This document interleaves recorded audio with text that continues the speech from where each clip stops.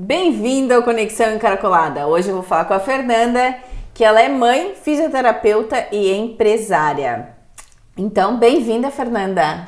Obrigada, Lê, por esse convite muito especial. Eu estou muito grata e ele foi muito especial. Eu vou contar aqui no decorrer desse bate-papo o quão esse convite veio assim em sincronicidade com o que eu estou vivendo. Então, muito obrigada, sou muito grata. Tô arrepiada já, Fernanda. Ai, meu Deus, vamos ver. Primeira coisa, então, vamos ver a foto que você mandou, né? Vamos colocar aí na tela, vai aparecer aqui na imagem. Me conta um pouquinho sobre essa foto. Então, essa foto, ela é um símbolo na minha vida. Uhum. Ela demonstra para mim, principalmente, tudo que me fez chegar até aqui. A força que eu tive para passar muitas coisas que eu passei, boas e bastante desafiadoras, muito aprendizado, muito desafio, foi por causa desse momento que essa foto demonstra. Tá. Então, é uma menina, né? Você tem uma filha. Tenho uma filha, Isabela. Ela tem 19 anos hoje. Uhum. Ela nasceu em 2002. Uhum. E foi do momento que eu virei mãe que eu comecei a me transformar em mulher. Uau! Eu sinto que eu tinha uma força infantil dentro de mim. Eu sempre fui muito empreendedora, venho de família de mulheres muito empreendedoras, muito fortes, guerreiras, que desafiam realmente as dificuldades de ser mulher, né? A minha família, ela tem essa história, então eu vi muito a minha mãe, eu tenho duas mães, e eu vi muito as minhas mães lutando nesse mundo cheio de preconceitos e dificuldades, como sendo mulheres, né?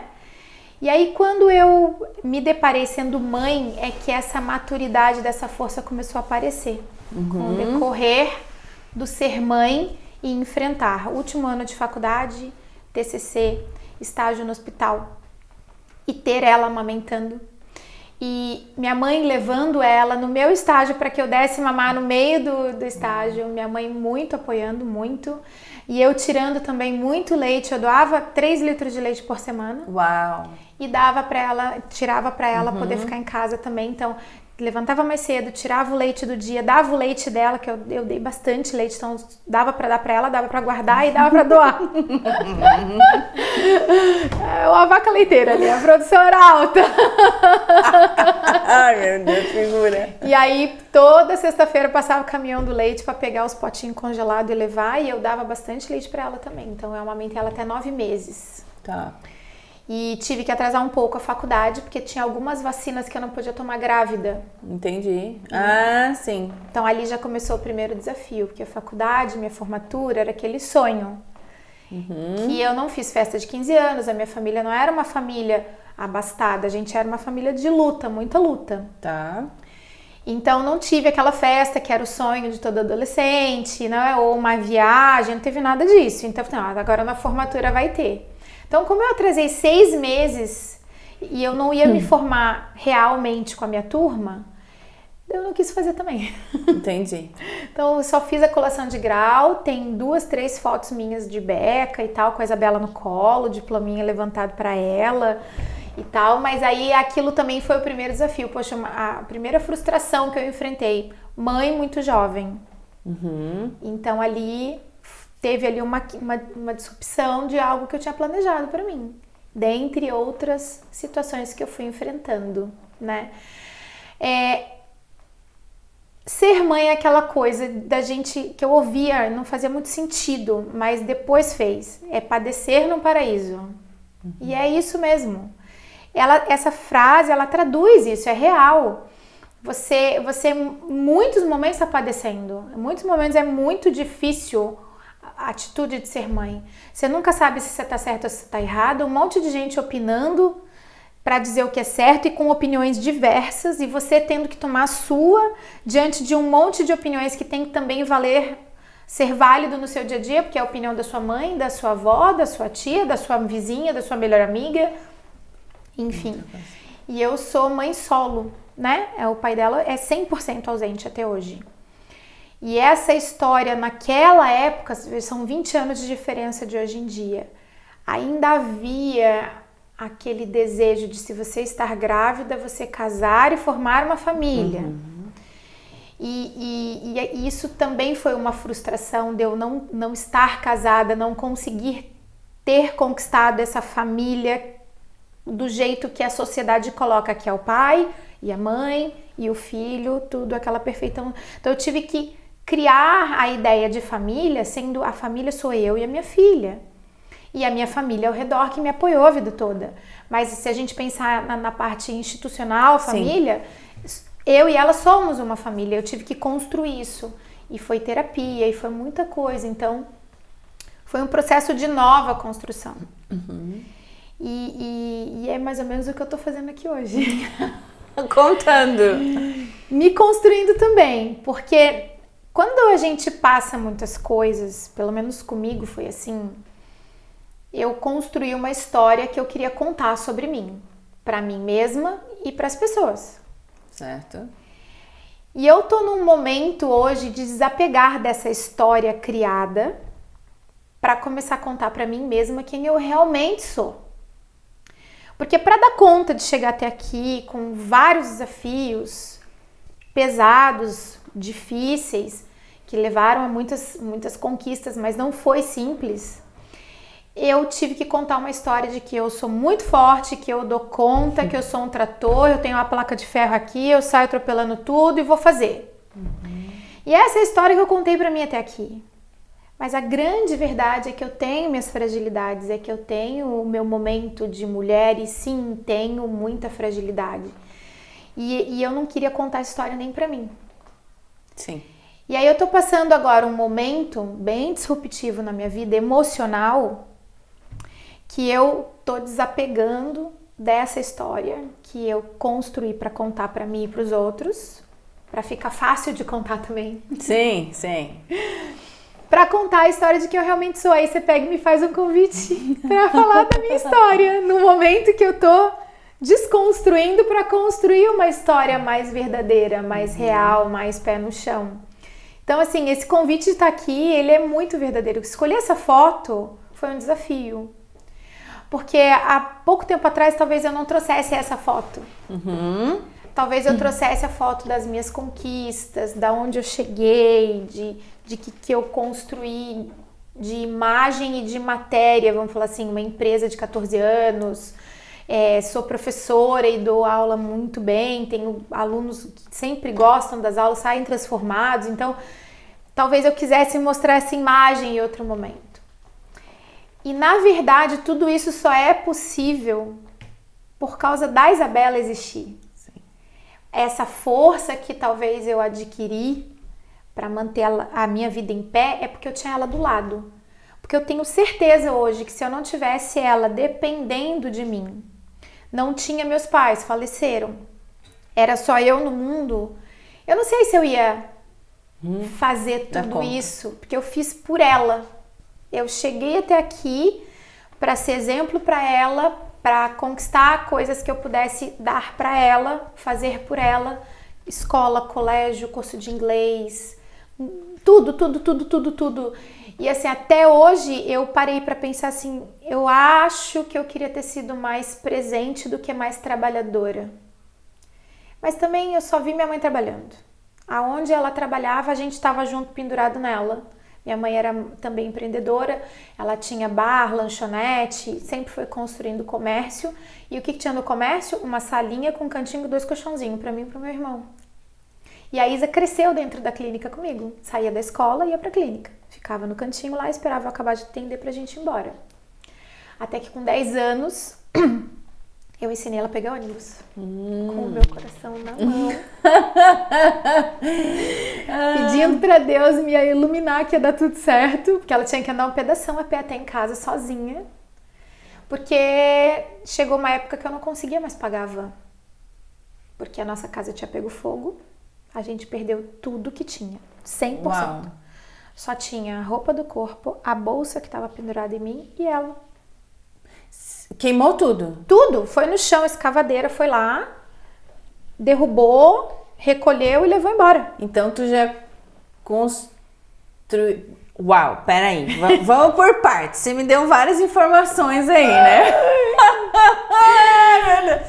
E tem uma delas que você comentou, você falou que tem duas mães. Será que a gente pode falar um pouco sobre isso? Podemos. Também foi um desafio. Porque a gente já conversou fora daqui, né? E você me contou essa história e eu achei fantástica. Eu acho que quando você colocou que teve duas mães, vamos voltar um pouco no tempo lá da Fernanda mais jovem. Antes de ser mãe. Antes de ser mãe, porque que ano que era isso? Nós somos da mesma idade, tá, Fernanda? Então, e tudo que você falou, me vi em tudo que você A sociedade funcionava com um pensamento diferente do de hoje. Então vamos voltar lá quando você era mais adolescente nessas duas mães, pode ser? Conta um pouco. Tá, minha mãe casou com meu pai. Certo. Como a sociedade manda e eles estavam apaixonados. Este casamento ficou falido. Em histórias, homem e mulher, minha mãe muito pra frente, meu pai mais parado, não se conectaram mais. E meu irmão era de colo e eu tinha 2 anos e meio. Baby também. Quando eles se separaram. Uau! E essa separação, dentre muitas confusões por causa da cultura, de que na época a mulher não se divorciava, se desquitava. E mulher desquitada era vagabunda. Ok. Mulher desquitada não tinha vez na sociedade. Era mais ou menos por aí. E não ficava com os filhos. Era uma guerra para ficar com os filhos. Bom, minha mãe tinha construído muito dinheiro. Ela veio de uma família muito pobre, 9 irmãos. Minas, divisa com a Bahia, Teófilo Otoni. Mas ela digitava muito bem. Era exímia, datilógrafa, depois digitadora. E aí ela foi construindo. E na época adquirir bens, construir, quando você trabalhava muito, era mais possível. Então, enfim, o que ela fez? Ela pegou tudo que ela construiu enquanto empresária, enquanto profissional e pagou os maiores advogados de Belo Horizonte para conseguir ter os filhos. Só sobrou para ela o dinheiro de um apartamento e um carrinho. Tá. Ficou 3 meses sem nós, porque resolveu se divorciar. E dentre um monte de coisas, ela construía casas, vendia, fazia negócio. Então ela andava com pedreiro dentro do carro, não sei o que. Daí todo mundo falava que ela saía com um monte de homem. Aquelas coisas todas. Nessa história, minha mãe foi ficando muito sozinha. Para conseguir se divorciar de uma maneira tranquila, que foi impossível, que fofoca de família, de gente, de vizinho. E ela foi ficando muito sozinha, ela recebeu o apoio da minha, eu chamo de tia, mas é minha mãe. Um apoio muito forte. Minha mãe foi ficando cada vez mais isolada como mulher, porque as mulheres não apoiavam mulheres, assim como ainda hoje esse apoio de mulheres tá melhorando, mas não é aquela mulher julga mulher muito. Tô ligada, sim. E aí nessa situação desse apoio, o que aconteceu? Nasceu um amor. Tá, ela é tua... Ela é minha prima mais velha. Tá. Que na verdade mas não é de sangue do meu pai. Do teu pai? Ah, do lado do seu pai. Ela foi apoiar minha mãe na história toda. E ela é bem mais jovem que minha mãe, acho que uns 10 anos. Mas nessa época toda, o que aconteceu? Ela não é minha prima de sangue. A mãe dela já tinha ela quando casou com meu tio, que era irmão do meu pai. Entendi. Ela foi apoiar minha mãe, ajudava minha mãe, dizia como é que a gente estava. Enfim, toda uma história. E aí deu um monte de detalhes ali naquele divórcio que eu sei por boca das pessoas. Eu era muito pequena, né? E eu nem lembro desse momento, eu só sei as histórias. Que nessa história toda, o que aconteceu? Começou a surgir um amor muito verdadeiro. De apoio, de sustento, de ser base uma da outra, de falar da gente, né? Até que o dia que minha mãe conseguiu pegar a gente de volta, a primeira coisa que aconteceu foi que a Mara foi lá pra casa. Minha mãe até tentou voltar com meu pai depois de um tempo, mas não deu mais jeito. Sim. E a gente foi seguir nossa vida no interior de São Paulo, bem longe de Minas, por causa de toda essa história.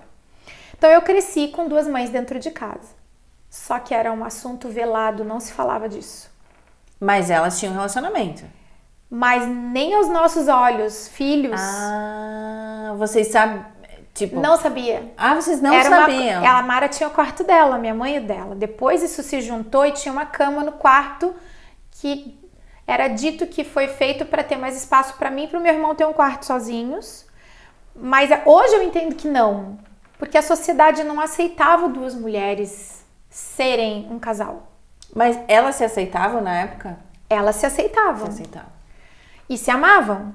Só que nós, enquanto filhos, o bairro, Sim. Aos olhos deles, ninguém sabia o que era que acontecia. Entendi. Todo mundo tinha um julgamento, uma ideia, mas não tinha certeza. Tá. Mas eu sofri bullying por isso. Ah. Minhas amigas não podiam ir lá em casa. Porque ser um casal mulher é ser também promíscua. Julgamento social. Nós éramos uma família linda, maravilhosa, cheia de amor. Igual um pai e uma mãe. Igual um marido e mulher que cria seus filhos. Sim. Só que a Mara era tão presente na nossa vida. O nome da minha mãe é Odilma e da minha outra mãe é Mara. E a gente aprendeu a chamá-la de tia, sempre. Não chamava ela de mãe, porque era aquela coisa que não se falava. Tipo, não existia duas mães, né? Não existia duas mães. Como assim, né? Mas no Dia das Mães, a gente automaticamente fazia o presentinho da escola pra ela também. Que lindo. Sem ninguém ensinar. Por quê? Porque quem levava a gente pra vacinar era ela. Dever de casa. Horário do almoço. Porque quem tava mais fora era minha mãe. Sim. Ela começou a trabalhar na Volkswagen. Era pilhas de documentação pra passar para aquele sistema MS-DOS. Então ela sempre tinha muito trabalho. E a Mara mais nova e pouco profissionalizada. Tá. Na época. Então quem tava mais com a gente, brincando, ensinando a andar de bike... Quem era a mãe? Era a Mara. Era a Mara. E quem sustentava mais a casa era a minha mãe. Mas a minha mãe também era mãe. Ela também estava com a gente. Mas era em outros horários. Depois a Mara foi trabalhar também. Enfim, a gente foi crescendo como uma família normal. Só que a vizinhança não permitia que os meus amigos fossem muito lá em casa. Até que depois de muitos anos... da minha mãe tentar se conectar com algumas pessoas e elas aceitarem, alguns amigos podiam ir lá em casa. Nossa, que saco. E era bem frustrante pra mim, porque eu não entendia, porque como era um assunto velado e eu não diretamente entendia que era por isso, hoje, madura, eu entendo que era por isso. Sim. E depois de mais adulta, foi fazendo sentido e nós, crianças que crescemos, falávamos mais sobre isso. Não, minha mãe acha isso esquisito ter duas mulheres lá na sua casa. Aí eu já tinha 18, 19, mas na adolescência eu passei muito isso. Eu podia ir brincar na casa delas, mas elas não podiam ir na minha casa. Que ruim. Era muito estranho e eu passei por isso. Porque pra você era legal, era normal, e é normal, né? E é normal. Só que pra uma sociedade é da época... E cidade do interior, pequena, bairro Sim. tradicional, Sim. de classe média. Os pais trabalhavam na fábrica, as mulheres mais donas de casa. Não todas, mas muitas, né? E aí, então, assim, era muito difícil. E meu pai, dentro dessa história toda, foi um pai 100% presente, porque a minha mãe também não admitiu a gente ser criado sem nosso pai. Entendi. Então, depois, pelas tantas, eles fizeram as pazes como pessoas, viraram melhores amigos nessa vida, amigos irmãos, que quando meu pai faleceu, ela entrou em depressão e morreu 4 meses depois também. Nossa! Bem pesado também. Nossa. E eles eram amigos irmãos ao ponto depois que a gente construiu a nossa casa, a minha mãe achou um terreno na rua do lado e fez meu pai comprar e fez meu pai construir lá pra ficar perto da gente. A gente tinha a chave um da casa do outro. Uau. Meu pai chegava à nossa casa a hora que ele queria e a gente ia na casa dele a hora que queria. Então meu pai sempre esteve presente, foi um excelente avô pra Isabela. Muito presente, me ajudou a cuidar pra eu poder passar nas provas da faculdade, estudar. Meu pai tava sempre lá. Então, porque aí, passou isso, que já é uma história... E a sociedade ainda pensava que era um trio lá em casa, e não era. Nossa! Uau! Né? Tipo, agora a gente adulta consegue entender. Hoje. Mas na época foi bem... ansiolítico, assim, pra mim. Eu tive vários momentos ansiosos na vida, tive que lidar com isso, porque vinha muita coisa que eu não sabia nem o que era, como é que eu lidava com tudo isso, sabe? Que foi o começo também, né, desse entendimento que, tipo, mulher pode ser casada com mulher, homem pode ser casado com homem, e tá tudo certo, né? Começou lá, mas o julgamento era muito grande. Na verdade, ainda é. Em Floripa é menos, vamos dizer assim. Aqui, mas ainda é. A realidade de Floripa é melhor, por isso também nós nos mudamos pra cá, porque elas queriam envelhecer de uma maneira mais leve. Que lindo. E aí elas aqui se sentiam mais livres, a sociedade era menos julgadora nesse ponto de vista. do que outras cidades. Que ainda são muito jogadoras. Sim. Melhorou, mas ainda em relação às outras cidades, Floripa ainda é muito melhor, mais, né, evoluída nesse sentido. Só que aí a gente se mudou pra cá em 2005. Em 2007, meu pai faleceu em fevereiro de ataque fulminante do coração. Foi super traumático, porque estalou o dedo, a gente ligou 2 dias na casa dele, ele não atendia, até que minha mãe pediu pra um vizinho pular lá, que ela tava muito preocupada. A gente ligou daqui pra Taubaté, que meu pai ainda tava lá em Taubaté. Tava lá. E aí o vizinho pulou lá e ele tava morto na cozinha. Ele morreu cozinhando, assim. Olha. Jantar para minhas sobrinhas. Eu tenho 2 sobrinhas e um sobrinho. Uau! E aí ali foi um momento muito marcante. E depois daquilo minha mãe entrou numa depressão profunda. Que ela não comia, só fumava, tomava café. E aí ela faleceu de aneurisma. 4 meses depois. Uau! E ela falou, eu perdi meu amigo, meu irmão, meu parceiro nessa vida, eu perdi tudo que eu tinha, que seu pai foi embora. Nossa! Ui! Tá aqui, ó! Oh, meu Deus. E antes de falecer, ela falou, vocês se ajeitem, porque eu tô vendo seu pai aqui, ele tá vindo me buscar. Uau! E aí ela foi. Ela tava comprando equipamentos, assim, eletrônicos pro meu irmão montar uma lan house. E ela tava na divisa ali do Paraguai, passando os produtos, né? E quando ela cruzou com o meu irmão no salão pra levar os dela, meu irmão tava trazendo os dele já, que já tinha passado, e ela tava indo levar os dela na fiscalização, ela caiu no meio do salão. É mesmo? Nossa, Fernanda, mais um livro aí, né? E eu tava aqui com a Isa e eles estavam lá. Daí teve que trazer ela de lá, e eu fui preparando aqui meu irmão lá. Toda uma história. Uau. Só que eu morava com ela. Ela me ajudava a criar minha filha. Eu estava construindo a minha clínica. Tinha investido tudo que eu tinha conseguido guardar até aquele momento na empresa. Nossa. E quem me ajudava a olhar minha filha eram elas. Sim. E aí, mais a minha mãe, porque daí minha mãe parou de trabalhar para cuidar da Isa. E a minha mãe, Mara, foi trabalhar. Houve uma troca. Houve uma troca nesse momento. Aí minha mãe foi muito avó. E meu pai e a minha mãe comprou um terreno com uma frente gigantesca para poder construir a casa do meu pai na frente. Porque se a gente vem pra cá, ele vai vir também. Entendi. Já tava tudo certo. Tava tudo certo, tipo assim, tava tudo esquematizado. E aí ela faleceu também. E aí eu não tinha quem olhava a Isa, eu trabalhava 10 horas por dia. Tudo que eu tinha investido estava na empresa, aí eu tive que contratar uma van e tive que dar conta da rotina e foi mais um momento. E depois disso ainda que a casa queimou? 2010. Uou! Não faz muito tempo. Faz 12 anos. Faz 12 anos agora. Em 2010 foi quando eu aprendi o desapego material. Profundamente. O primeiro momento que eu senti ficou eu, Mara e Isa sem nada. Roupa do corpo.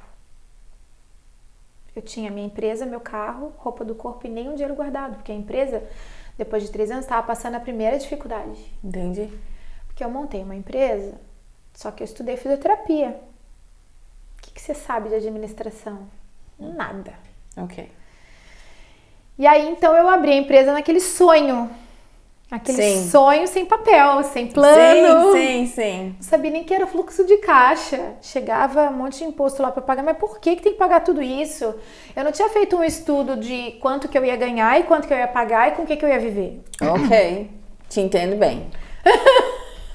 Passou por isso também. Quem nunca?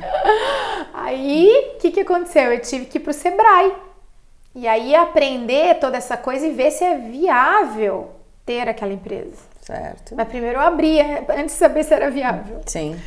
Aí eu pensei em vários esquemas, várias assessorias aconteceram e eu consegui pensar numa abertura de caminhos para a empresa onde o fluxo que precisava vir vinha para que ela se mantesse. Aí eu me mudei para um lugar maior, aumentei o tamanho da empresa e fiz parcerias. Eu comecei a entender qual era o mundo do network. Porque eu não fazia nem ideia do que era isso. Eu achava que eu só precisava ser boa no que eu fazia e ter o espaço.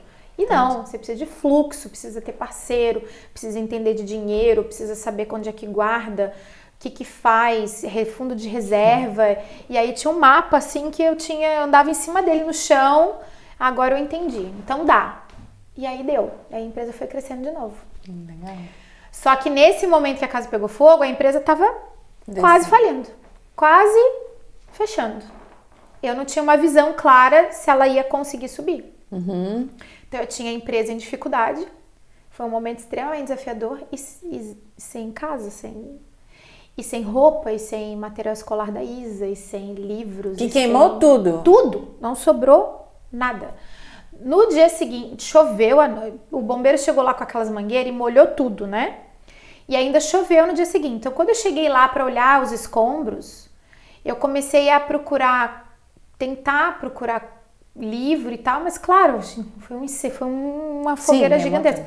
Mas muito legal que quando eu achei álbum de fotografia intacto embaixo dos escombros, eu comecei a querer salvar as fotos que eram nossas memórias, porque não tinha foto digital, era álbum, a gente revelava fotos. Então eu queria ter a história do casamento dos meus pais, de quando eu era bebê, da Isa bebê, que também foi uma época que se revelava fotos. Sim. Essa foto foi batida do álbum que a gente conseguiu salvar. E algumas queimadas na borda, mas o meio dela tinha molhado, todo mundo secou, ajudou. E foi o que eu tirei de lá dentro dos escombros. O resto acabou. Só que eu era uma pessoa que era bastante apegada à roupa. Eu tinha 73 pares de sapato. E eu amava comprar sandália. E a Isa tinha uma coleção das Winx, que eram as bonecas fadas, né? E era um monte de coisa assim que a gente desapegou total. Que aconteceu? A primeira noite eu fui acolhida na casa de uma grande amiga, a Noni. Ela que acolheu nós três. E ela separou 3 montinhos de roupa pra gente trocar a roupa que tava. E a Isa não conseguia ficar sem calcinha e começou a chorar, porque a hora que a gente foi colocar as roupas, a gente não tinha calcinha pra trocar. Então foi quando o baque veio, a gente não tem calcinha pra trocar, sabe? Sim. Foi aquele choque assim. E aí no dia seguinte a primeira coisa que eu fiz foi comprar uma baseada de calcinha na loja de R$1,99, vendia aquelas calcinhas coloridinhas. Sim. E eu comprei uma baseada daquelas calcinhas e foi o que deu assim. E aí o que foi o aprendizado desse momento? Gratidão, porque eu recebi muita ajuda, Lê. Eu recebi muita ajuda, que eu consegui ajudar pessoas, que a armação teve o mar entrou e derrubou um monte de casa. Então, eu tava sem casa e um monte de gente também. Então, tudo que eu ganhava, meus pacientes têm condições financeiras altas, então eles me doaram cama, colchão, roupa, chegava mala de roupa com etiqueta, ou mala de roupa usada, todo tipo de gente eu recebia ajuda. E o que eu não servia pra mim, eu enviava pra outras pessoas. E virou um ciclo, um circuito de aprendizado, assim, de desapego e de gratidão. Desapego e gratidão. Então, assim, esse momento foi um momento que eu aprendi muito a olhar pra mim e saber quem eu era. 3 dias depois eu parei na clínica, que eu tinha algumas roupas usadas. Umas pacientes minhas levaram roupa no cabide, ela tirou do guarda-roupa dela, ó, essa blusa é branca, eu trabalhava de branco ainda, hoje em dia não mais, né? E você vai precisar, eu trouxe pra você. Então... Uau! Sabe? Sim. Coisas assim. E aí eu botando roupas que não eram minhas e sendo grata, mas sabendo que talvez não era muito meu estilo, mas eu tive que desapegar disso. Sim. Então eu parei, olhei no espelho da clínica, eu tinha uma sala de pilates, na época eu trabalhava com pilates, hoje não mais, mas na época era o boom e era o que tava me fazendo ir pra frente, né? Então eu parei no espelho, assim, primeiro dia que eu fui trabalhar depois disso, e veio na minha cabeça tudo que eu realmente sou. Sem as roupas, sem as marcas, sem os sapatos, sem quem eu era, quem era a Fernanda. Foi o primeiro momento que eu encontrei comigo de verdade. Sim, uau. Foi um choque assim, mas foi uma força que subia dentro de mim, que eu consegui ver naquele momento quem era a Fernanda que ia dar conta daquilo. E olhando pra Isa. Sim. Pequenininha, né? Ela nasceu em 2002, ela tinha 7 anos. É, pequena. Ela não tinha uniforme escolar. A escola fez um movimento, cada amiguinho deu uma camisetinha, um shortinho. Uns amigos deram uma mochila recheada de material escolar novinho. Uau. Depois de um mês. Claro. Até lá ela ficou indo só com o que dava, com o que a gente conseguiu. Sim. Enfim, foi assim. Rebolou. Foi uma loucura, assim, mas a força de dar conta disso tudo foi porque eu tinha que dar conta por ela. eu tinha que estar forte, eu não podia chorar, Sabe aquele filme A Vida é Bela? Sim. O cara tá no caos da guerra, mas o pai dele faz ele se divertir.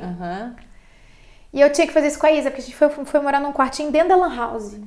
E era coisa pendurada no teto, era uma cozinha com as panelas bem velhas, coisas muito assim. Então, assim, a vida dela do dia pra noite virou do avesso. E como que eu ia fazer para aquilo ser agradável para ela? Claro.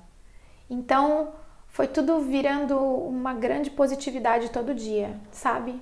Vamos pra escola. Aí a casa queimou em abril. E eu perdi meu carro dia 20 de agosto. Na primeira chuva que deu, eu fiz uma aquaplanagem depois do túnel e bati em 3 carros. E não tinha seguro. Então depois disso eu fiquei sem carro também. Aí era vizinho me ajudando a pegar a Isa da escola, receber da van, porque eu tava trabalhando, pegava ônibus, e aí não dava tempo de chegar junto com a van, e eu tinha que ter a agenda cheia e trabalhar para dar conta desse momento, e eu precisava chegar cedo, mas tinha que ficar tarde trabalhando, a Mara trabalhando também, aí a dona Odete ali da peixaria, ela sempre recebeu a Isa pra mim, me ajudou a cuidar dela, a Noni, que é a dona Odete é a mãe da Noni. A família da Noni, o Ricardo, irmão dela, recebeu a Isa várias vezes, levou pra casa dele até eu chegar. Foi muita ajuda que eu recebi. Mas mais ajuda nesse momento de todos foi de 2 moleques. O Luiz e o Leandro. Olha só. Eles têm 10 anos a menos que eu. Eu tinha 30, eles tinham 20. Uau. Tu tinha 30 anos e aconteceu tudo isso? Tinha 30 anos. E aí, era muito difícil pegar ônibus do Campeche até o centro, porque demorava mais de 1h30 para chegar lá, e ainda é assim. Sim. E para voltar, e para pegar a Isa, era tudo uma grande confusão, assim. E aí eu conheci o Leandro e o Luiz, que me levaram pro forró, que era o único prazer que eu tinha, era dançar nesse momento. Dançar me libertava da tensão. E eles começaram, o Luiz de manhã me levava pro trabalho, porque ele ia pra faculdade. E o Leandro me buscava do trabalho e me trazia pro Campeche. Olha só. Quase que diariamente, por meses a fio. E eu sou muito grata a esses meninos, porque além de me dar força de leveza, que era dançar, muita força, o Leandro ensinou eles a dançar. Samba e forró. Olha só. Eles me davam esse suporte, eles nem sabem o tanto que... Eu não sei se eles têm noção. Palhaço tá chorando. Ai, meu Deus. E nisso tudo, minha mãe Mara foi viver a vida dela um tempo. Arrumou uma namorada. Ah, tá. Ela saiu da... Tava eu e a Isa. E o apoio do pessoal do Campeche. A Maiara, prima do Leandro, foi muito importante. A irmã dela, Tati, arrumavam roupa pra mim. Vivia me dando apoio, sabe? Foi muita gente, muito apoio, assim. Mas também foi um momento bastante solitário e difícil. Claro. E foi nessa época que... Bom, já era um trator, mas nessa época que teve que ser mais... Mais ainda. Eu não conseguia nem chorar. Eu não conseguia chorar. Tu blindou, então? Total. Eu não conseguia chorar. Uau. Bom... Eu não conseguia chorar, eu não conseguia botar pra fora. Era bem difícil, assim, expor essas emoções. E eu não me permitia mostrar fraqueza pras pessoas. Nem pra Isa. Porque acho que se eu mostrasse, eu ia desmontar na frente de alguém. Entendi. Era tão difícil e pesado que se eu falasse tudo que eu tava sentindo, eu acho que eu ia desmontar e não ia levantar. Então eu não falava, eu só ia, todo dia. Levanta às 5 da manhã, vambora. Faz comida à noite e cuida da Isa e vambora.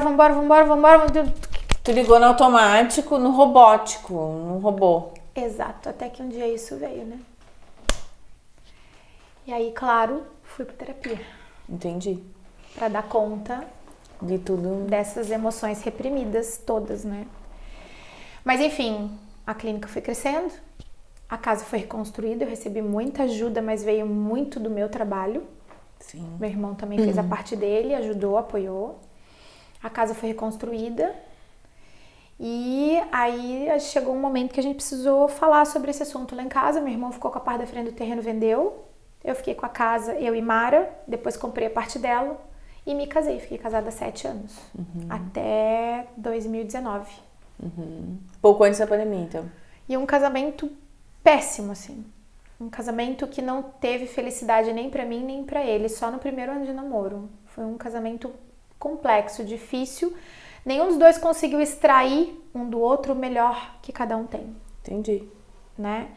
E aí foi um casamento pesado, tá pra Isa, pra minha relação com ela. Ela tava crescendo, tava na adolescência. Eu tive que, depois de separar, assim, no final, no último ano até de casamento ali, eu tava resgatando a minha relação com a Isabela.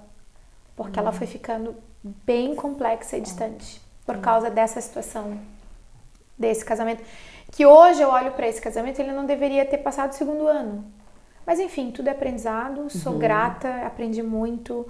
Esse casamento foi um ensinamento. Ele foi um mestre pra mim em várias coisas. Creio que eu tenha sido pra ele também, mas não sei, a gente não se fala mais hoje.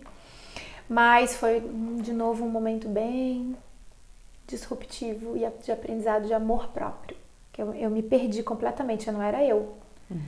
Essa Fernanda forte, decidida, ela foi ficando completamente anulada, assim. Eu fui me anulando como mulher, meu feminino, fui engordando, fui me sentindo feia, eu não conseguia mais expor isso que a gente está fazendo aqui dessa maneira. Eu não tinha essa postura, esse falar, essa segurança. Eu era outra pessoa depois que eu casei. Uau! Eu me perdi. Com todas essas emoções acumuladas. Acumuladas, claro, E um casamento que não me ajudou a aflorar, a curar essas situações.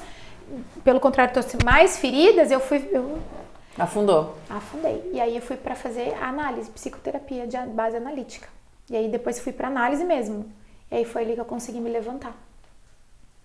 Eu perdi um bebê nesse casamento, que foi bem pesado. O bebê tinha má formação. No 5º mês de gravidez, eu perdi o bebê. Então, eu tive um parto normal, dei leite. Só que o leite não saía. Tive que tomar hormônio. E aí, eu tinha leite, não tinha um bebê. Uau! Foi pesado, assim. Demorei uns 2 anos pra lidar com essa perda também. No meio desse processo de 7 anos de casamento, teve isso, que foi difícil. Mas depois que eu me separei, e foi bem pertinho da pandemia, na pandemia eu tive que ficar sozinha. A minha filha foi pra Suíça, dia 27 de janeiro de 2020. Nossa, na boca da pandemia ali. Eu tava bem destruída emocionalmente, mas eu tava ali resgatando minha relação com ela já tinha mais de 1 ano, então a gente tava muito amiga, muito parceira. E eu já tava separada, morando na mesma casa, mas a decisão de separar de casa também veio também em janeiro. E aí veio a pandemia 17 de março. Então, eu já estava começando a me encontrar e aí eu tive que ficar sozinha, 100% numa casa gigante. Tu contigo mesmo, tipo, te vira, Fernanda. Exatamente. E aí foi quando eu comecei a olhar pra mim. E aquela casa, eu sozinha, e sozinha 100%, porque a gente no começo da pandemia não falava com ninguém. Não saía nem na rua, não queria nem fazer compra, entregava na porta, deixava sacola e você pegava, era aquela loucura. Foi aquilo ali 1 mês e pouco, ou mais um pouquinho. Empresa fechada, conexão zero com qualquer pessoa. Então ali foi um momento que eu tive que... Eu já estava querendo me resgatar, já estava fazendo análise e eu continuei online e foi quando eu fui me resgatando. E acredito que ainda estou começando a me permitir de novo, porque a gente sai do 8 e vai para 80. Eu saí do 8 e fui para 80.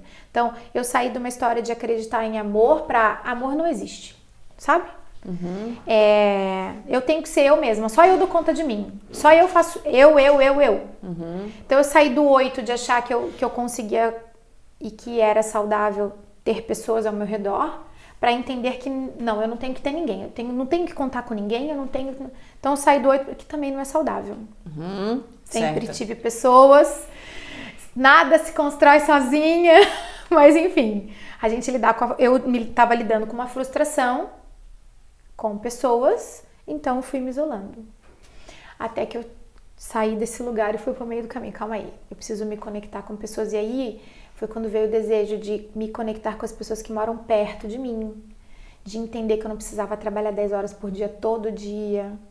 Meu ritmo na empresa diminuiu. Eu mudei meu estilo de liderança para a empresa andar sozinha. Eu era bastante centralizadora, Só eu achava que só eu dava conta, só eu podia fazer. E não é assim. Então, nossa, foi todo um trabalho para me entender como pessoa, para ser uma líder melhor, uma empresária melhor e mais saudável. E ter tempo para mim, porque eu não me permitia ter momentos de não fazer nada. Ou de jogar beach tênis. Sim. Ou de dançar. Sim, eu entendo isso porque eu sou bem parecida, é tudo que eu tô me vendo aí nessas histórias. O que acontece, a gente é de uma geração que se não estiver trabalhando, você não está produzindo e tá errado. Tá errado, e você é uma inútil. E é uma inútil, tipo assim, eu não posso, por exemplo, trabalhar, sei lá, a gente trabalha às 8 horas, mas escolher as 8 horas e depois fazer um esporte. Se eu estiver fazendo esporte, eu tô me sentindo culpada por estar fazendo esporte. Exato. Ou dançando, ou sair para algum lugar, entendeu? Porque não, esse horário você tem que estar trabalhando. Exato. Mas mudou. Mudou. Ainda bem que mudou, né? E nós estamos mudando também. Melhor ainda. E eu me sinto ainda no processo. Não, né? eu também, total. Eu me resgatei o meu feminino na pandemia. Eu comecei a assistir lives, que deu aquele boom das lives, de feminilidade, de sagrado feminino, de tantra, no sentido de se entender intimamente. Não é o tantra como sexo e aquela história do orgasmo sem fim. Não é isso. Tantra não é sobre isso. É sobre a gente se conectar conosco para que a gente possa se conectar com o outro. É uma outra história. Nem eu sabia disso tudo. Então eu assisti muita live sobre, fiz um mini curso, dei tempo para me conhecer, para me entender. Ainda estou nesse processo. Então foi uma descoberta, uma redescoberta e descoberta de mim. E a minha filha lá longe, e eu com o ninho vazio chorando, mas me dando espaço como mulher. E eu me sinto nesse momento agora. Então, antes eu sentia um orgulho enorme em falar: a minha empresa tem 14 anos e a gente tem tal tamanho, porque a nossa empresa foi bem grande antes da pandemia, ela era muito grande. E eu falava, e eu nem toquei nesse assunto hoje aqui. Não. Eu nem trouxe essa parte, né? Isso pra mim é uma vitória, porque eu tô nesse momento de que história que eu quero contar. E hoje eu não tenho problema em falar: eu tenho fragilidade, eu tenho TPM. Eu escondia, não, eu tava de TPM, mas eu tava aqui. Sim. Não, mas eu dou conta de trabalhar. Não, mas a mulher tem o mesmo espaço que o homem e eu dou conta de fazer. Não, eu quero estar em casa no TPM, eu tô mal, não tô bem. Ou eu tô carente, ou eu tô dengosa, ou eu tô... E eu falo, agora eu não sinto problema em falar de como eu estou como mulher. Nós somos seres diferentes dos homens, e aí é por isso que nós temos papéis. E aceitar isso agora está sendo um processo, entende? Estar numa posição feminina. E está tudo certo, né? E tá tudo bem. E tá tudo bem. E tá mais leve, porque eu vim neste mundo mulher. Sim. Eu não vim neste mundo homem, mas eu assumi muitos papéis sociais de dar conta como homem. Pai e mãe. Eu fui pai e mãe. Na hora que tinha que ser dura era difícil. Não era fácil ser dura com a Isabela. E em muitos momentos que eu não fui dura com ela, eu vi que isso faltou uma postura ali de uma pessoa menos sensível, que fala não, e eu não conseguia. Chegou uma hora que eu tive que fazer, mas aí já tinha passado o tempo, eu perdi o time, aí eu me culpava. Então toda hora a gente tem culpa. Toda hora eu me sentia culpada. É culpa porque eu não falei não. Aí é culpa porque eu falei não. Aí é culpa porque eu demorei pra falar o não. Sim. Aí é culpa porque agora eu sou solteira e quero só me divertir, eu não quero namorar. Aí a primeira pergunta que eu recebo depois de 6 meses que eu tô solteira: mas você não arrumou ninguém? Mas eu não tô arrumando ninguém. Eu não quero, né? Ou não é querer ou não querer, eu não tô procurando. Sim. Eu tô de boa, vivendo, me conhecendo. Se aparecer alguém, tá tudo bem. Se eu sentir que quero que ele faça parte da minha vida, vai estar ok. Mas e se eu não sentir, também tá tudo bem. Sim. E tem aquela pressão, né? Você não pode só querer não ter um relacionamento sério e viver tendo momentos com alguém. A mulher, ela tem que ter um relacionamento sério. Ela não pode... O cara que tá solteiro, ele não é questionado: nossa, mas você não arrumou ninguém? Nossa, mas você não quis uma mulher pra você? Ele nunca é questionado disso. Ele pode estar pegando todo mundo e tá tudo certo. Mas a gente não. E aí, eu tive que... Gente, deixa eu ser o que eu quiser. Não me pergunta mais sobre isso, deixa. Sim. Eu não quero colocar pessoas na minha vida aleatórias. Mas eu quero ter momentos íntimos com alguém, eu quero ter uma troca, e isso não pode ser um problema. Tem que ser tranquilo, né? Tá bom? Sim. Vamos levar leve. Eu acho que a sociedade ainda tá num processo de mudança, que a gente tá passando por esse processo, né? E como você falou, é uma constante descoberta, e eu acho que vai ser pro resto da vida, Fernanda. A gente não para por aí. Porque tem muito ainda para aprender, né? Tem gente que está aberto a aprender, mas tem gente que não está aberto. E aí continua naquele pensamento de 1900 e bolinha. Exatamente. E eu passei por essa transformação de descoberta também. Eu me identifiquei muito contigo. Mas dói, tem que ser trabalhado, é delicado, é um processo que às vezes afunda a gente, né? Mas quantas vezes eu não queria ir na terapia porque eu sabia. Claro, que ela vai cutucar. E tu quer que cutuque? Não, né? Tem uma coisa que eu queria deixar assim hoje marcado aqui, que primeiro a gente aprende a se amar no processo. Então você resgata o amor próprio. Então você identifica em você tudo que você tem de bom, de lindo, que você, como você está, é lindo, o seu corpo assim é lindo, e você se ama e você resgata isso. Mas você não é só isso. Você tem aquele outro lado que também é uma sombra e que também é você. E que também é negativo e que também não é legal. Você tem aquele lugar ali que você tem que assumir também, olhar para ele.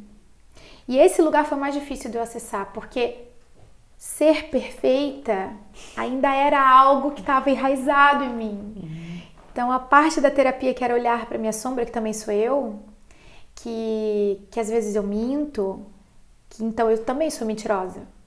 Que às vezes eu manipulo, então sim, eu sou manipuladora.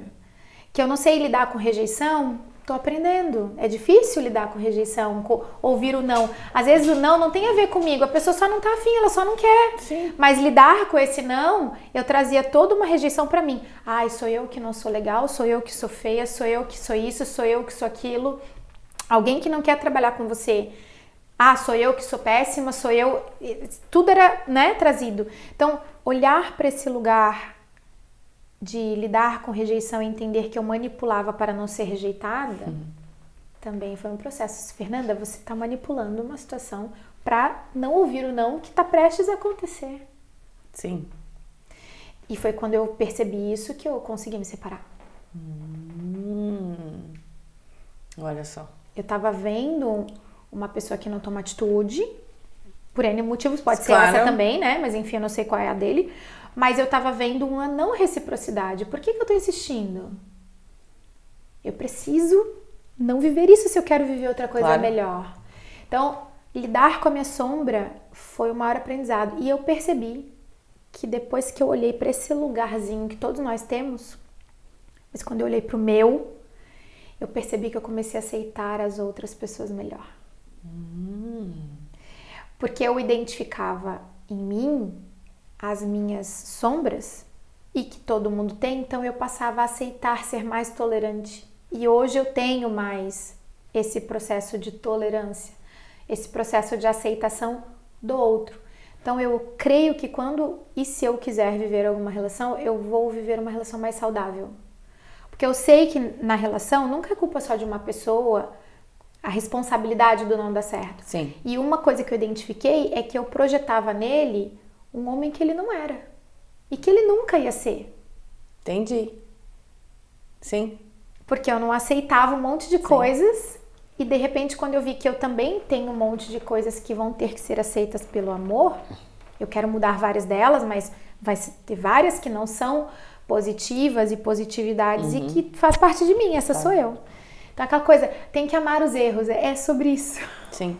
Mas eu acho que, será que tu negava o teu eu, assim? Negava. Negava? Negava. Tanto positivo, sim, tanto de acreditar o quão eu sou capaz, boa e consigo, negava bastante, tanto que o meu curso demorou um monte a sair, porque eu não acreditava que eu podia ser uma boa professora ao ponto de criar um curso de própria autoria. Então eu me sabotava para o lançamento disso e negava a minha parte ruim também. Porque tinha uma coisa que eu acreditava que era numa perfeição ilusória. Ah, tu queria ser... claro. Essa é a história que eu contava. Sim. Dessa Fernanda. Sim, a poderosa que Perfeita, pode tudo, que dá conta. O jeito que eu contava essa história que eu contei aqui era outro.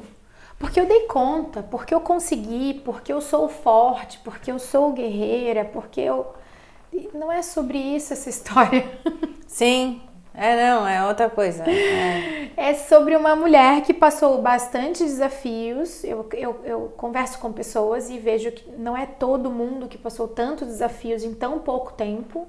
Eu ouvi isso de uma paciente, fiquei um pouco chocada. Ela falou, Fernanda, eu tenho 60 anos, você tem 30 e pouco, na época eu tinha, e você viveu coisas que eu não vivi com 60 até hoje. Sim. Então, a sua vida, ela foi, parece que o que você ia viver em 70 encurtada. Foi encurtada. E aí eu achava isso bonito e achava o máximo eu ter dado conta disso. E não é sobre isso, né? É sobre... Eu não precisava ter dado conta de tudo isso.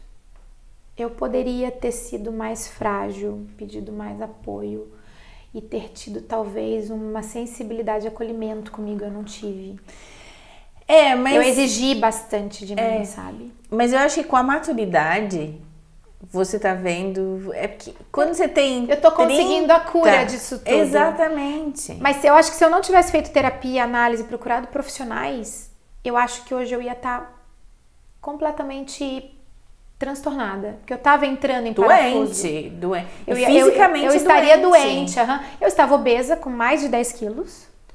Eu estava compulsiva, eu não conseguia raciocinar, eu tinha ansiedade, né? Pré-pandemia ali eu já estava sofrendo disso tudo e graças a Deus não precisei de medicação para melhorar, porque a consciência vai vindo e você vai se curando. Eu fui me curando, fui mudando minha alimentação, meu tempo de sono, fui assistindo muita live sobre qualidade de vida, sobre gestão de tempo, sobre gestão da empresa, sobre gestão de vida. Como que eu queria fazer a gestão da minha vida? Eu não queria mais viver o que eu vivia.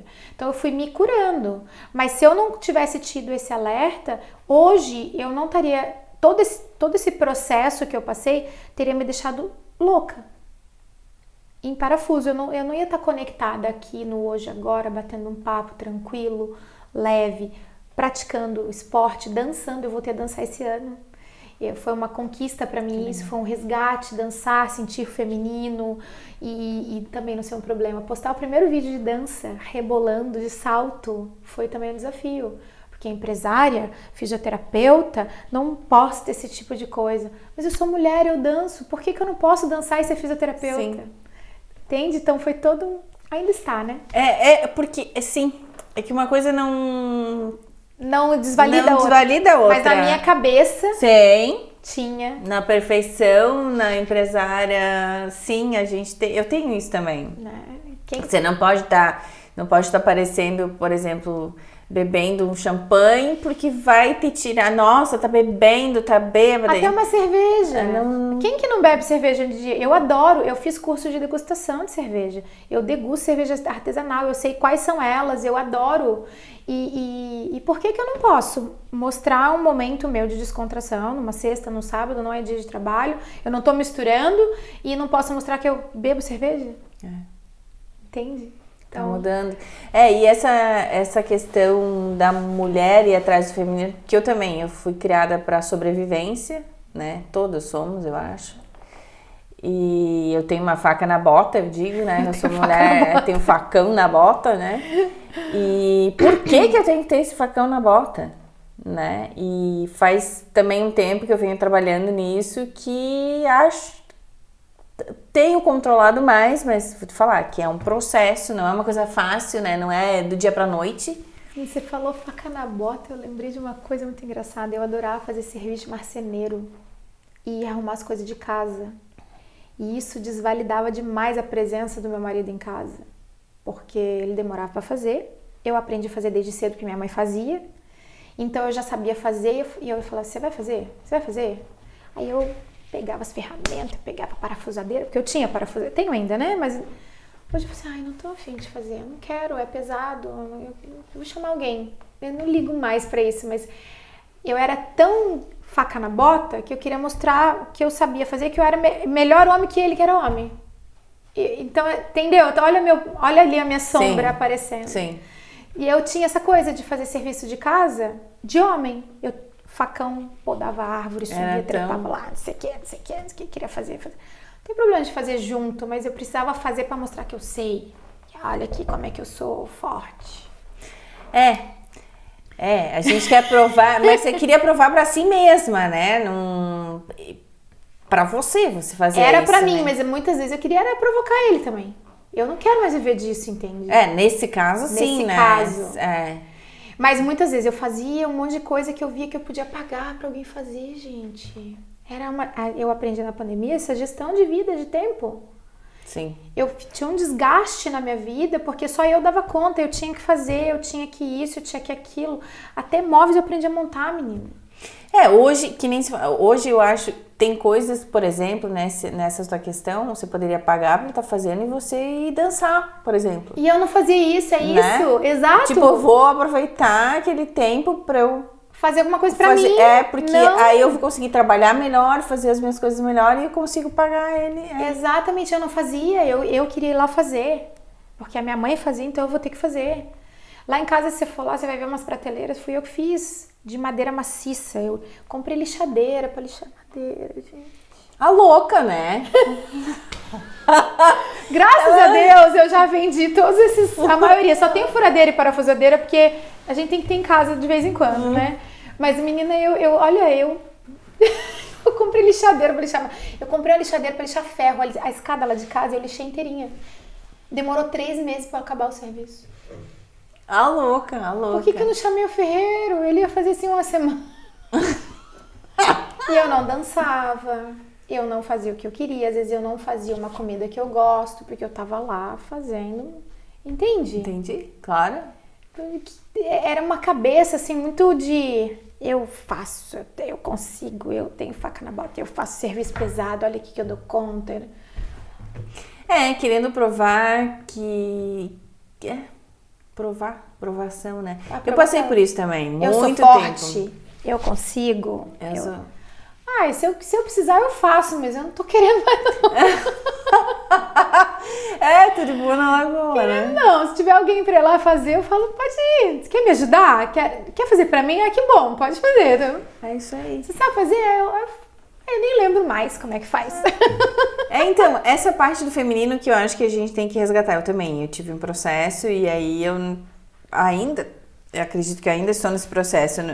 Eu não me sentia tão feminina, entendeu? No sentido de que eu tinha que provar que eu tinha que resolver qualquer coisa. Tudo. A ponto de que pode estar caindo o mundo, não vou estar chorando e vou resolver e dou conta. Exato. Né? Hoje tô mais tranquila, hoje eu não... eu me coloco no papel, não vou abrir o vidro de palmito, tu abre o vidro de palmito, porque eu não quero abrir o vidro de palmito, tu abre o vidro de palmito. E sabe o que eu descobri há pouco tempo? Que eu adoro me sentir acolhida num abraço grande, forte e me sentir protegida. Eu não deixava isso acontecer. E eu descobri que a sensação ali dentro é muito boa. Alguém te protegendo com o braço dele, te dando um abraço, te acolhendo, botando sua cabeça aqui no peito. Geralmente eu sou pequenininha, então geralmente os homens são maiores do que eu, de um modo geral. Ou são mais fortes. Em geral, ou se não forem muito altos, eles são mais fortes. Então, e aí eu não deixava aquela sensação chegar. E hoje o meu feminino tá sendo tão explorado por mim que a hora que eu tô ali dentro eu só faço assim. Derrete. Eu vou ficar aqui um pouquinho, tá? Vou ficar aqui. Claro, tá se deixando, se permite, né? A esse sentimento que você não acessava esse sentimento. Não. Porque tu tava lá fazedora, batalhadora, guerreirona, comissão de frente, você tava lá com o escudo e vem e dá porrada, né? Era o escudo, era a espada, era o tiro, era tudo. Hoje você tá lá atrás, não atrás no sentido de estar atrás, mas você tá lá na posição do arco e flecha que você tá só mirando o que tu quer. Exato. Bem diferente, na guerra é bem diferente. Leve, claro, você tá lá em cima. E é aquela coisa, né? Vamos pensar, né? Uma história. Eu vi isso, acho que essa semana. A mulher, ela não tem a estrutura física de um homem. Ela não foi feita para guerrear, para ir para uma guerra. Tanto que a gente tem mais soldados homens que mulheres. E quando as mulheres ocupam essa coisa da guerra, ela não tá na trincheira, na linha de frente. Ela tá pilotando um avião, ela tá fazendo uma tática, ela tá, né, uma outra coisa. Porque nós não somos. Não tem corpo, né? Pro embate. Não. E aí a gente já não dava conta antes. E a gente não tem que fazer da conta agora, nesse sentido da vida, como os homens. Nós temos que dar conta da vida como mulheres.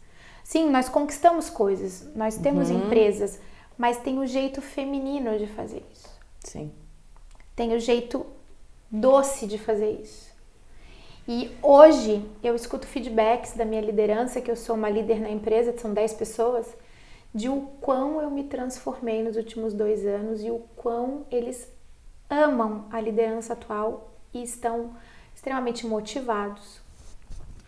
Hoje eu tenho uma liderança que tem um time que tem reciprocidade, que trocam comigo, que me apoiam, que se oferecem, que tem ideias, que flui e que eu não faço sozinha. Hoje eu falo, a Valens não é porque eu lidero eles, é porque nós somos um time. Que legal. E sem eles lá, não existe mais a Valens. Sem esse time, não tem empresa. Então, por quê? Porque o jeito que eu tô lidando com as coisas é outro. Sim. Mas porque você mudou? Porque eu mudei. Eu acho que essa Fernanda sempre esteve aqui, porque sempre foi meu desejo que isso acontecesse, eu só não sabia como fazer. Sim. Eu aprendi de outro jeito. Eu falava muito isso, eu lembro das minhas sessões de análise, eu falava, porque na análise você fala pra você mesma, a terapeuta tá lá, mas você tá falando pra você. Mas eu quero fazer de outro jeito, eu não sei como é que faz, mas eu quero fazer de outro jeito. Então, assim, claro, eu fui estudei gestão de tempo com o Christian Barbosa, é um cara que eu admiro demais, leio os livros dele, amo. Inclusive, hoje nós temos uma conexão bem legal, eu fico até meio assim, que ele é meu ídolo, e eu tô atendendo ele remotamente como fisioterapeuta. Legal. E aí eu fico assim, meu Deus, quando ele aparece na câmera eu até tremo, assim, sabe? O mundo é bem pequeno, né? Muito, imagina. Ele tá lá perto em Miami, nos Estados Unidos, acho que é perto de Miami, e eu aqui, e tá acontecendo isso. Eu falei, meu Deus, que loucura, que legal. E eu não sabia como fazer, mas eu sempre quis. Eu queria que meu casamento fosse diferente, mas eu não sabia o que eu tinha que mudar. Não era claro pra mim as coisas que estavam em mim, que eu precisava fazer diferente e que é sobre mim. Não é sobre como eu sou com o outro, é sobre como eu sou comigo. Sim. Né? Então ali foi a primeira chave, assim. Então depois quanto mais eu tô me conhecendo e estudando gestão da minha vida, eu tô conseguindo gerir as coisas ao meu redor de outra maneira. E de uma maneira leve. Sim, eu tenho várias alunas, né, que trabalham com o que eu faço de cabelo. E eu falo que é muito autodesenvolvimento pra gente chegar onde a gente realmente quer, né? E todo mundo estuda, faz curso, mas eu falo, gente, estuda você, se desenvolva. Exato. Porque isso vai fazer uma diferença em atendimento, diferença em todo o restante. Porque a gente tem que desenvolver a gente, né? Só que a gente espera, chega numa idade anterior à nossa, né, nos 20, 30, a gente acha que tem que ser os outros, né? Não, porque os outros têm que mudar. Não, na verdade a gente tem que mudar pro restante mudar, né? É um espelho. Exatamente. O que tá ao nosso redor é o espelho do que a gente é reativo. Se eu sou uma líder dura, mais imperadora, de conquista e de mando, é o que eu vou receber, são súditos, não são um time. Sim. Você vai ter súditos que aceitam o seu comando até o momento que você tá conquistando impérios. Porque já viu que se o imperador tá perdendo, o exército abandona ele? Sim. Então, você vai ter pessoas que vão te acompanhar enquanto você está conquistando o império. Se você estiver perdendo, você vai perder pessoas. Os soldados não vão mais confiar no líder e vão procurar outro exército para fazer parte. E hoje eu não tenho isso, mas eu já tive esse tipo de relação. Hoje a relação é de time, é um pelo outro. E um dos nossos colegas, um dos meus colaboradores lá, eles escreveram exatamente isso para mim ontem.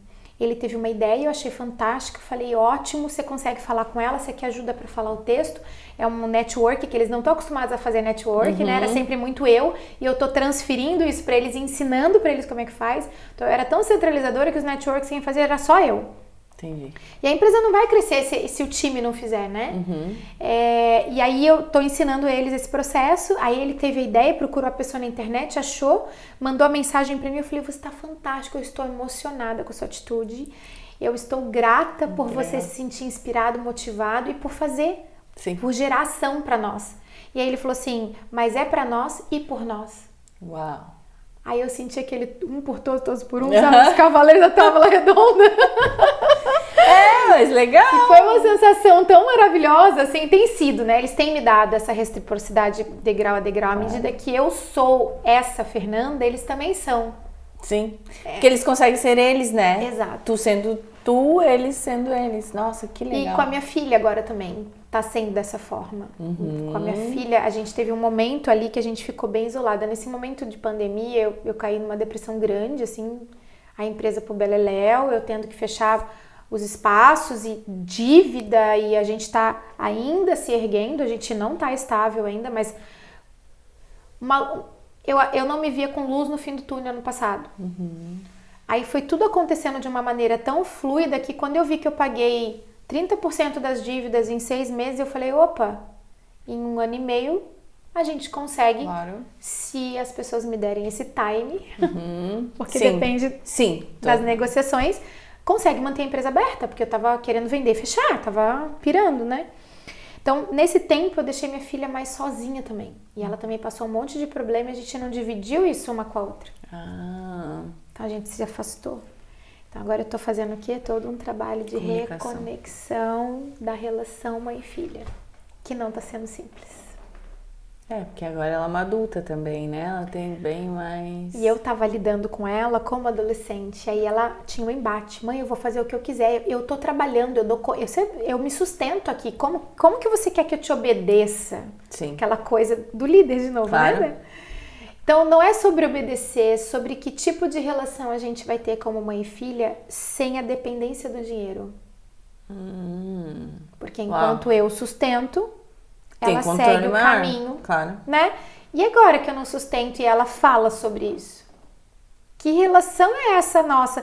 Onde está a nossa conexão? Ou melhor, onde estava e onde nós queremos colocar? Sim. Boa. Que conexão era essa ilusória? Né? Que aí, então, agora que você se sustenta e tem dinheiro, então você não tem mais mãe. A sua mãe, então, era só para te sustentar com dinheiro. A gente teve esse embate. Então, nós duas estamos fazendo um movimento. Que bom que ela também entendeu. Tá tentando. E tá tentando vir como filha e como mãe, sem uma dependência econômica. E sim uma relação emocional e afetiva. Tá sendo um passo grande. Interessante isso, hein? Uau! Nunca tinha pensado sobre isso, mas tem tudo a ver. E não é simples. Porque é um processo de eu, por exemplo, vir pra cá e falar, filha, eu vou fazer um podcast, contar pra ela. Ela tá lá, contar pra mim coisas simples do dia, decisões complexas, como não quer fazer a faculdade que ela entrou, e aí vai ter um investimento que vai ser perdido, e como decidir isso, e como que a gente faz ABC, enfim. Tem que ir devagar, né? Gradativo. Ai, Fernanda, uau, que história linda. Meu Deus, dá muitos livros, dá uma série de livros, né? Dá uma trilogia.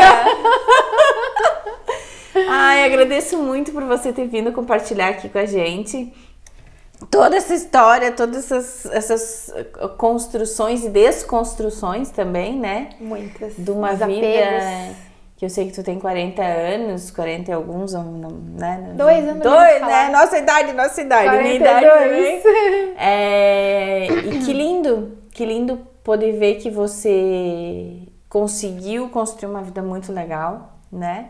Tem uma filha também linda que existem essas construções, desconstruções e terapias que conseguem ajudar. Eu acho, agora que é uma ficha, que o que a gente fez aqui agora, talvez as mulheres que ouçam vão entender que a gente pode, deve, precisa pedir ajuda profissional.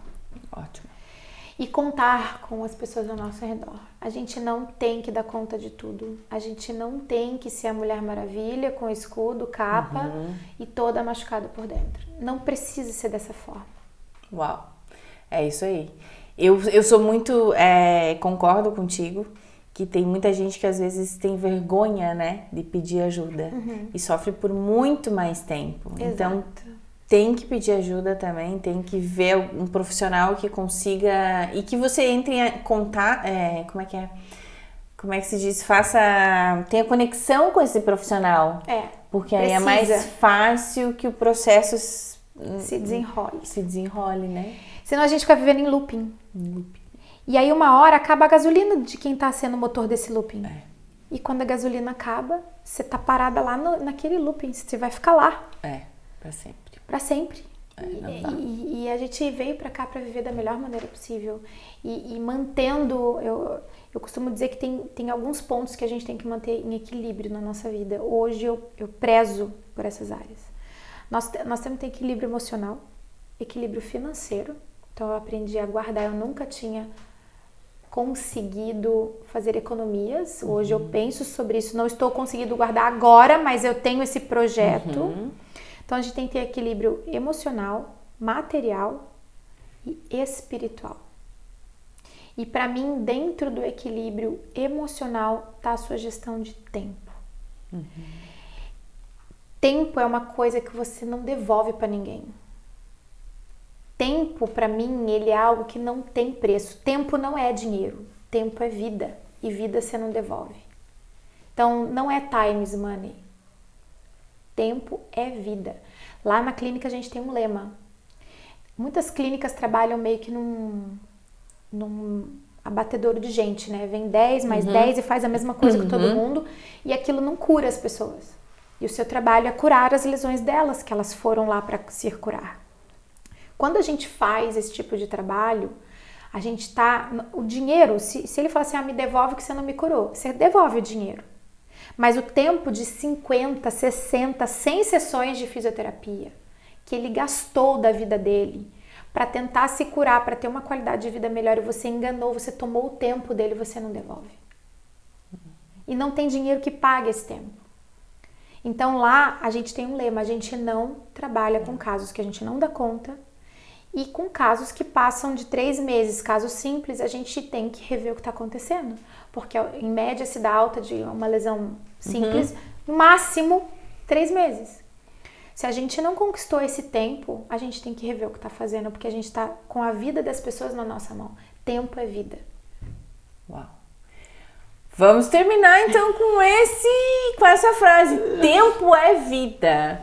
Poxa, obrigada, Fernanda. Obrigada por ter colocado aí, exposto, né, toda a sua vida, que acho que é dar uma trilogia e passar essa mensagem muito legal aí para as nossas seguidoras, telespectadoras, né? Obrigada. Eu que sou grata. Agradeço muito por essa abertura. Obrigada. De verdade, de coração. Obrigada. Até mais, gente. Tchau, tchau.